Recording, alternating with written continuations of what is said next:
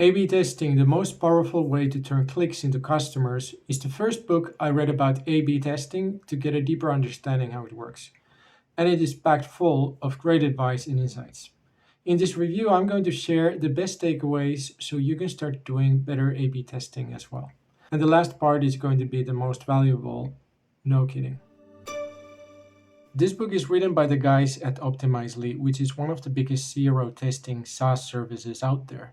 They are the real experts on A/B testing. I assume that you know what A/B test means because you're watching this video, so I'll jump directly into the content. And let me warn you, we are going to cover a lot of ground, so get your notepad ready if you're new to A/B testing. The first point in the book is to open your mind and ask the question, is what you're doing now the best way to do things? In the context of a website, is the button, headline, image, and so on the best possible to get more clicks and conversions? And there is only one way to find out. Run an experiment where you test 2 button call to actions. Then run a test where you test 2 different headlines. And then test series of pictures, which one resonates best with the audience. In the book, they were working on the Obama campaign, and they increased the email signups with these tests by 40.6%. Which translated into $57 million in campaign donations. You see how valuable A/B testing can be? Where to start A/B testing? For anyone new to this, starting might be daunting, but the writers offer a 5-step process for A/B testing. Let's go through them one by one. Define success. What is the use of your website? By knowing how you keep a score, you can measure success. For e-commerce, the metric can be product page views, added to cart, checkout funnel, steps, and sales. For media websites, this can be headline clicks, page views, time on site, articles read, form submissions, affiliate link clicks. For lead generation, this can be bounce rate, form submissions, thank you pages. Before testing anything, you need to decide which of these metrics you're going to use to get useful data and improve the site. Step 2, identify bottlenecks. If you have a good amount of traffic coming to your website, but only a low percentage is converting, you need to identify and locate the potential bottlenecks in the funnel. Maybe your landing page should use an image instead of a video. Maybe your sign-up form has too many fields to fill. Maybe the submit button is hidden in the mobile view. Check your analytics and try to pinpoint where people drop off. And if you have a low traffic problem, fix that first. Step 3, construct a hypothesis. Take the role of the visitor. Why did they enter the website? What are they looking for? What works for them and what doesn't? And when possible, ask them questions to get direct feedback. Come up with a hypothesis that states if, then. For example, if this form has less fields, then more people will complete and submit it.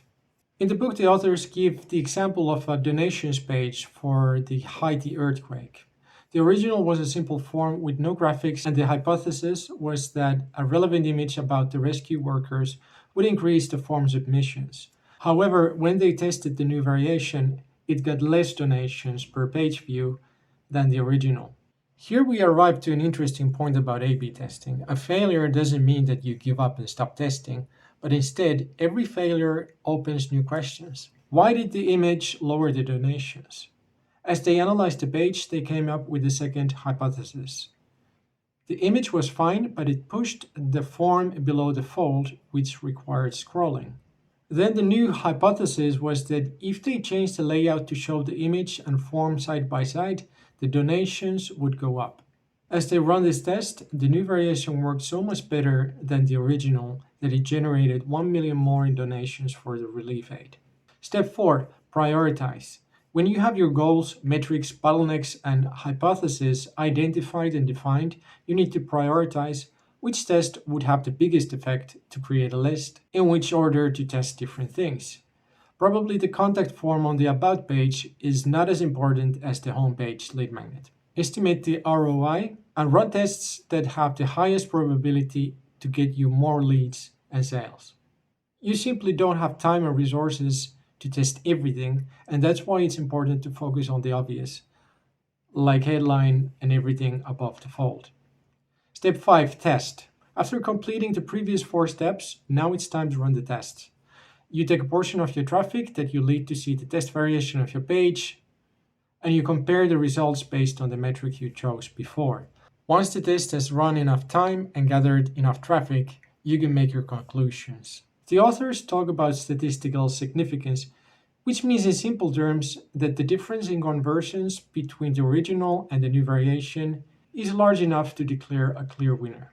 And once you do that, then you have new questions for more hypotheses and more experiments, which is a good thing because each iteration nudges your conversion rates up. I hope this all makes sense because we got a few more things to talk about, namely the difference between refinement and exploration. The authors paint the following image. You're here and your goal is to reach the top of the tallest mountain. You start climbing and reach the top. However, above the clouds, you notice that you are at the local maximum, not at the global maximum. There's a much higher mountaintop. What they mean by this is that you might be trying to reach the top by iterations of careful refinement, leading only to a capped maximum, instead of the exploration that might have led you to the feet of the tallest mountain, giving you a chance to get much higher. On a website, this means that instead of testing if a button corridor radius has an effect on the conversions, you should be brave enough to test a completely different page layout and style to see if you can get multiplied gains instead of incremental fractions. Bottom line, think big, test to prove it. One example in the book is the current layout of Netflix, where the home screen is simply a large menu of thumbnails for people to pick and choose. This complete redesign got them much better results, even though some of the users vocalized heavy criticism about the change, which is one of the points they make in the book. Even if public opinions seem to be one thing, but data tells you something else, trust the data. After many of these examples and insightful advice in part 1 of the book, in part 2, they focus on why every business should be using A B testing as part of their operations and how they should go on about it. One of the best takeaways is this: 1. You're already spending time and money to generate traffic. 2.